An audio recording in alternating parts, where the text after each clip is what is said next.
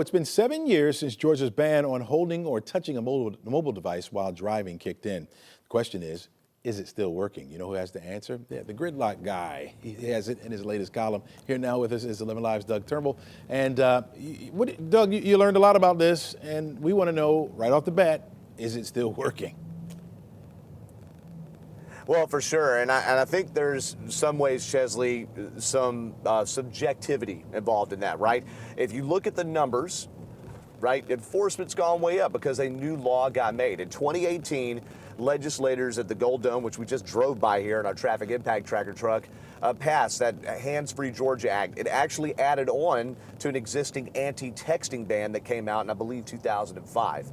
But what they wanted to do in passing that act, Chesley, was make it enforceable, because at that time, from 2005 until 18, someone could still be holding their smartphone, or back then even flip phone, and if they had their hands on the keys and an officer pulled them over, they could just say, hey, I'm making a phone call, because phone calls were legal, texting was not, and it was almost impossible to decipher. So they made this new layer of regulation to enforce the texting law, right? Mm-hmm. Well, of course, that meant that tickets for those went up. Now, when this law came out in 2018, you had this grace period, and then they started enforcing it, and then, going under the bridge here, and then as they started enforcing it, the offenses were a lot, they weren't very big, right? It's like $50 for your first offense. You could get your first offense waived if you showed up in court and have proof that you had a holster for your phone or had some sort of hands-free device. Now, so we had a lot of people getting tickets, but let's just look around now. Let's zoom out until 2025. What have we had happen since 2018? Mm-hmm. All right, what have we had since 2018? We had COVID, right? And all matter of driving common sense seemed to go out the window as COVID happened, because the roads emptied, speeds picked up, and honestly, the awareness of it went down. Chesley, you and I have been in Atlanta a long, long time. I don't know how many people are living in Atlanta or have moved here since you started at 11Alive. Heck, I started 3 weeks ago. I don't know how many lived and moved since I started, okay? So that means that there's people that aren't aware of the law. There's also people that just don't care about it. And frankly, even people that did care about it in 2018, when there was all the public service announcements, all the media stories, well, then those go away. And then you have this less awareness.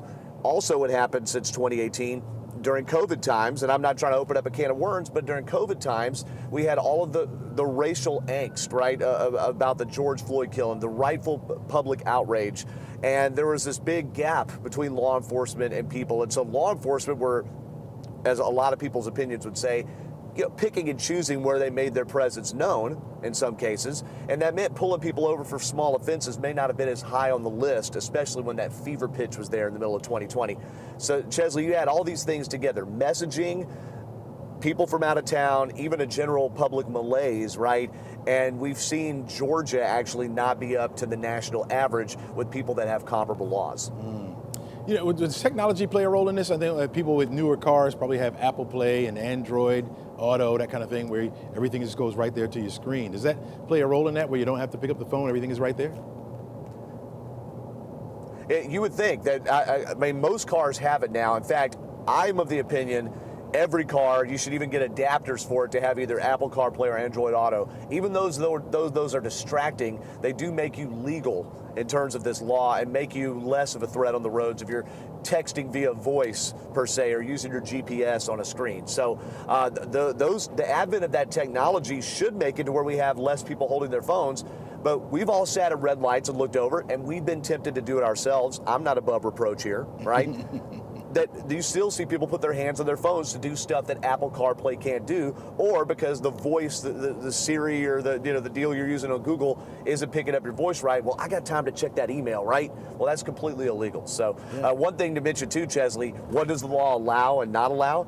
You're allowed to touch the screen of your phone to make a phone call or manipulate your GPS. You are not allowed to palm your phone, to hold it, if you will, and you're not allowed to leave it in your pocket. Yes. You also can't do any kind of videoing with your phone, and you also can't, watch videos or do social media messaging too. So it's really very confined, but a lot of people have stretched the limit. So what does that say about people and their feeling about the law itself? I mean, it sounds like they're just disregarding it. As you said, you drive around every morning, you're seeing people right there holding their phones, right? Yeah, data scientist Alex Karen talked to me, a gridlock guy.